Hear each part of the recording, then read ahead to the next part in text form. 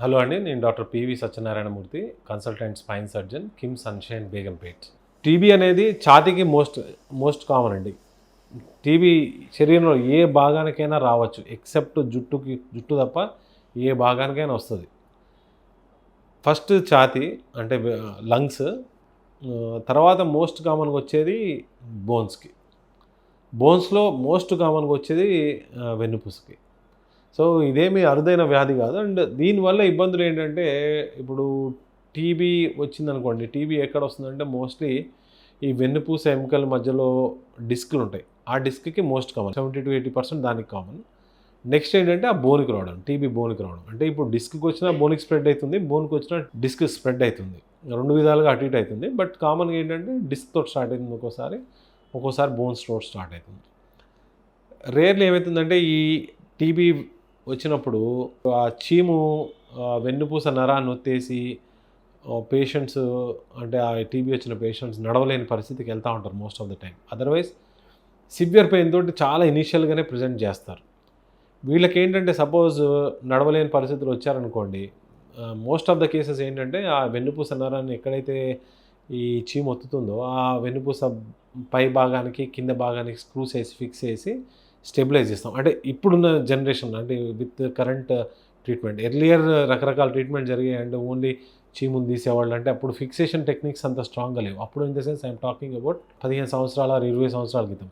గత 15-20 ఇయర్స్ నుంచి వెన్నుపూస ట్రీట్మెంట్లో ఈ స్క్రూస్ ఫిక్స్ చేయడం అనేది ఇట్స్ నాట్ కామన్గా జరుగుతుంది. దాంట్లో చిన్న చిన్న అడ్వాన్సెస్ ఇచ్చినాయి, కానీ ట్రీట్మెంట్ మాత్రం అదే, పెద్ద మార్పు ఏం లేదు దాంట్లో. కాకపోతే 2 థింగ్స్. ఒకటి, టీబీ వచ్చినప్పుడు టీబీ నిర్ధారణ చేసుకోవడం చాలా చాలా ఇంపార్టెంట్. అంటే ఇప్పుడు ఎక్స్‌రే చూసో ఎంఆర్ఐ చూసో ఈ టీబీ అని చెప్పడం కాదు. 90% టీబీ అవ్వచ్చు.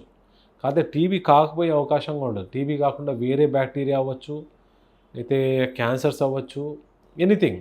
క్యాన్సర్స్‌లో కూడా, అంటే బ్లడ్ క్యాన్సర్స్ ఇట్లాంటి వాటి వల్ల కూడా అవి కూడా టీబీ లానే ప్రెజెంట్ చేస్తాయి. అంత మాత్రాన మనం ఎంఆర్ఐ చూసి టీబీ అని చెప్పడానికి లేదు. ఎంఆర్ఐ చూసి ఇది ఇన్ఫెక్షన్ అని చెప్పొచ్చు, అంత మటుకే చెప్పొచ్చు. అంతేగాని ఈ టీబీ అని చెప్పడానికి లేదు. ఈ మధ్యకాలంలో అయితే ఆల్మోస్ట్ 70-80% టీబీ ఉంటుంది. Rest all 20% it can be anything, other bacterial infection కూడా అవ్వచ్చు. టీబీ నిర్ధారణ చాలా ఇంపార్టెంట్.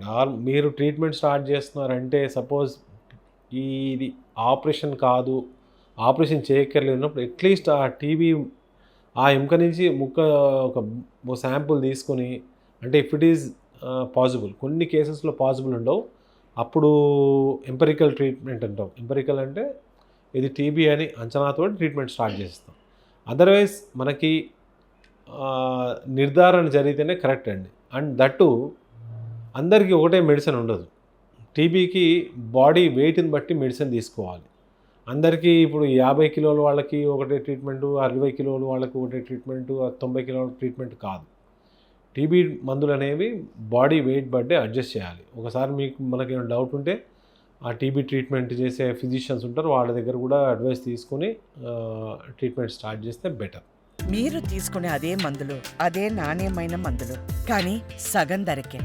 అవును, మెడ్ ప్లస్ బ్రాండ్స్ పై 50-80% తగ్గింపు.